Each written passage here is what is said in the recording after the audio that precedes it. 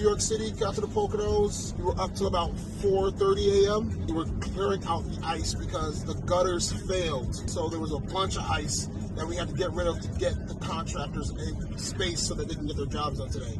So they had to install a gate and a door. 4:30 a.m., we had to get materials to the property because materials weren't on the property either. So we had to find materials and I sent out a bunch of text messages scheduled so that people got them in the morning while I was still asleep.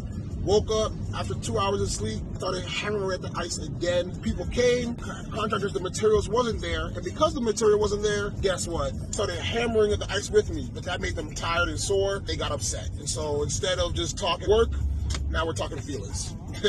Bunch of, I don't want to do this isn't right. Last night, I knew this would happen. I let them come, saying that it was bad, but not so bad. They came, it was bad, but I went out there, I bought a heater for them, $150 heater with a $100 propane tank. We'll get them food right now, we'll get some Jamaican food. I'm gonna take care of them. I need money now.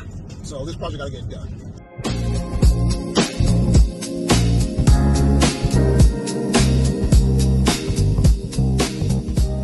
Biggest payment, $38,000. And when we made the payment, Square didn't accept it, put it for fraud. The contractor needed it to get started by that certain time. And because the money didn't get in, we couldn't get the deck and demo started. And because the demo didn't get started in time, the deck eventually got demoed. It got demoed incomplete, and then the guest checked in. And because the guest checked in at the Airbnb with the incomplete demo, we had to refund the guest. And then we had a bad review. We left them with a bad taste in their house. So we had to refund them to make sure they did not leave a review. That was the time the payment screwed us. I think it was only about like half a day of payment. I was up from about 2 a.m. to 10 a.m. trying to solve that payment and on the phone nonstop, and it was just the worst.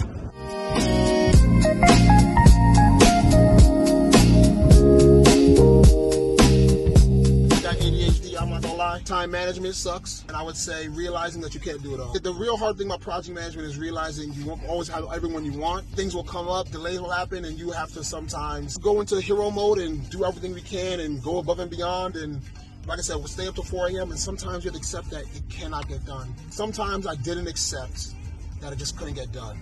Burned bridges or made errors and lost people that I know are great people because of that. Know what you can do over what you want to do. You don't want to lose people and hurt people in the pursuit of greatness. It's not anything crazy. Everybody knows how to make an Airbnb. Anything crazy, go out there and make an Airbnb. But I'll tell you this, it's not about what the business model is, it's how well are you going to do it. Your team will determine how far you go. And how far is more important than how fast you go. The quality of your team will show how much you can actually change in the world. Nike didn't become successful because they invented shoes. They just made better shoes. Just having a passion, having a vision, and seeing it through relentlessly no matter what problems come up, you can take a business that's already been done, do it in a way that no one's ever done it. The situation is, projects go over budget, you gotta raise more capital. You gotta work harder, you gotta reduce costs in other ways, you gotta cut things. The number one thing that's gonna be the most impactful thing in a project is 1, materials, and then 2, labor. The number one thing I would say for labor is trust. Trust in that payment is trust in that labor. We had people that when the job got tough, they walked off. They were already paid. What we gotta focus on is trust in that payment. Setting up a good payment structure, a good payment provider, and going out there and having trust in that person dictated by that payment. The number one way you can mitigate cost is with good labor. I'm a problem solver. Me being an engineer is not really about me coding. It's about the fact that I'm a problem solver. When I see problems, my first go-to always is how to solve it. So that's why I stayed up till 4 a.m. because I said, I can just accept what's happening and reschedule. I can be a problem solver. And so my go-to thinking always is not that it's impossible, it's how to make it possible. That's how engineering helps me in business to solve the impossible. Having a great team is always going to be the number one thing that you should have. Doesn't matter, I don't care where you work or what you're working on.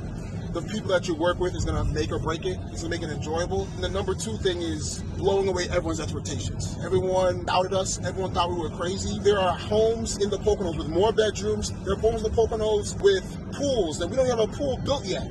And we make more money than them. And we have more occupancy and we have higher ratings. My number 1 highlight is when I built the bed myself. We had a nice wooden bed in the master bedroom.